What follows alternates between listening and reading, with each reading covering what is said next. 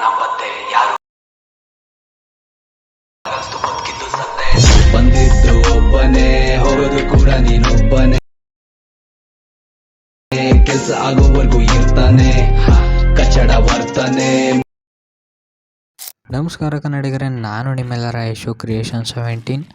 ನಾನು ಈಗ ಪ್ರಿವ್ಯೂಲಿ ನೋಡೋದ್ರಲ್ಲ beet mark ಮತ್ತು ಶೇಕ್ ಎಫೆಕ್ಟು ನಾನು ಲಿಂಕು ಡಿಸ್ಕ್ರಿಪ್ಷನ್ ಹಾಕಿರ್ತೀನಿ, ಹೋಗಿ ಡೌನ್ಲೋಡ್ ಮಾಡ್ಕೊಂಡು ಇಂಪೋರ್ಟ್ ಮಾಡ್ಕೊಳ್ಳಿ.